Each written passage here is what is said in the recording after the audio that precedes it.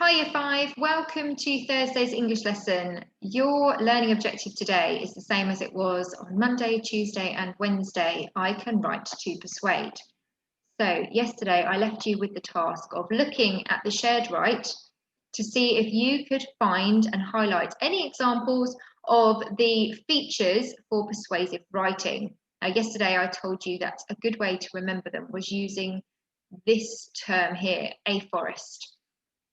So I'm going to go through them with you now and show you the examples that I have found in the letter. Now, obviously, if you found any that are slightly different, that's fine. I've just chosen these ones to share with you now. So alliteration, when more than one word in a row starts with the same letter. I have chosen this example. So first and foremost, Grendel is a formidable enemy. So you've got first, foremost, and formidable. A fact, when you state something that is true. A fact you must consider is that the residents under Hrothgar's lead are at their wits' end. An opinion, so this is giving your own view on something. The attacks he makes leaves them so afraid. A rhetorical question, when you're asking a question that you don't necessarily need an answer to. Who would want to live this way? So that's the example of that one. Emotive language, language that appeals to your emotions. So the example I've got here is your generosity and warm heart make me certain that you will want to protect Heorot at any cost. Right, statistics. So normally statistics are stated as numbers or percentages. Now I haven't got that in my letter here. So I have put at the bottom, look, have I included all of the features? Can you identify any that could be improved? Well, I think actually the statistics need to be improved. Now, the very weak example I've got for you is here, and I've chosen this. So all of them live in fear of Grendel. So you could say something like 100% of the community live in fear of Grendel. So that's how I would edit and improve that there. And then the rule of three, so using three adjectives to add impact, and also saying if you're trying to persuade someone to do something and you're listing three different things, it is more likely to give them more reason to do what you're asking them to do. And the example that I've got for you here is courage, knowledge, and strength to battle. Okay, so I hope you were successful with this. Oh, actually, the one extra thing I asked you to do was to highlight examples where the letter had been written in the first person. So again, I've got two examples for you. So the first one is here, I appeal to you. And then here's the second one. I know that this is an opportunity you will not be able to refuse. So it's written in that first person. Okay, let's get on to today's task then. So what you're going to be asked to do today is to write a letter to your chosen superhero, persuading them to come and defeat Grendel. Now I have put a shared write here. Obviously, if we were in school, we would have done this letter together, and you would have been able to then magpie some of this information. So obviously we're not in school together. So this is the letter that the one that you have been working from. You can use this as your shared write to help you structure your own letter, and also to think about some ideas. You may want to look at some sentence openers, or even just the way that I've sort of written out the paragraphs, breaking them down into different sections. Obviously don't magpie it all, but you can take some of that if you would like to.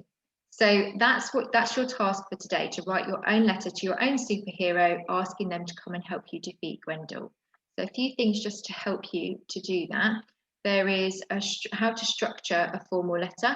So you can look at this, which will help you look at when you're laying out your letter. You've got the writer's address at the top right.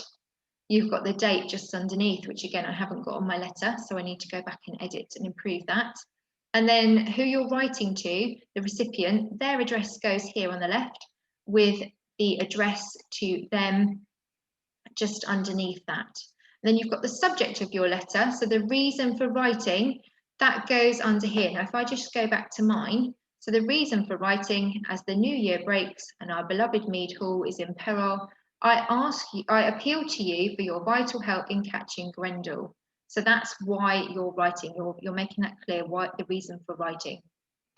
And then you've got the main point of your letter in your opening paragraph there. So that's like the main body here. Okay, so that's the main body of your writing. And it says the opening paragraph says here, the main point of your letter in this opening paragraph. First and foremost, Grendel is a formidable enemy. It is going to require someone of immense strength and agility to match his prowess. So you're explaining why you need that person. So my example, the Incredible Hulk, why I need the Incredible Hulk to come and fight and defeat Grendel. You need to make sure your letter has a conclusion.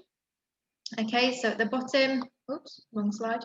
At the bottom here, this is my conclusion. Without a doubt, you are the only superhero with the courage, knowledge, and strength to battle Grendel. Your generosity and warm heart make me certain that you will want to protect Heorot at any cost. Please do not let us down.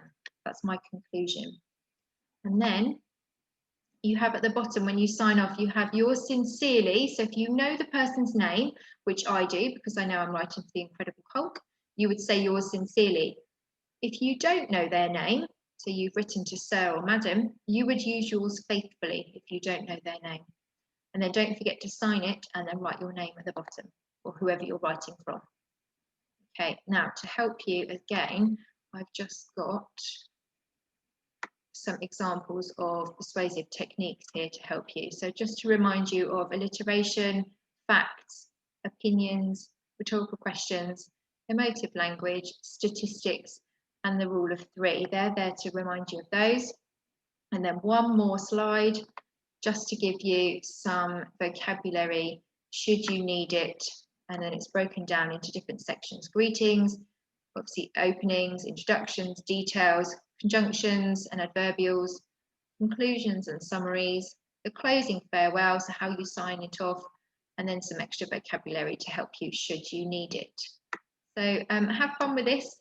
I hope it's all clear for you. Don't forget you can email and ask your questions at the Year 5 email account, and then we look forward to seeing your writing. Okay, actually, sorry, one more thing I should say before I go is if this takes you too long to do, don't forget you can continue tomorrow for Flexible Friday, so don't rush.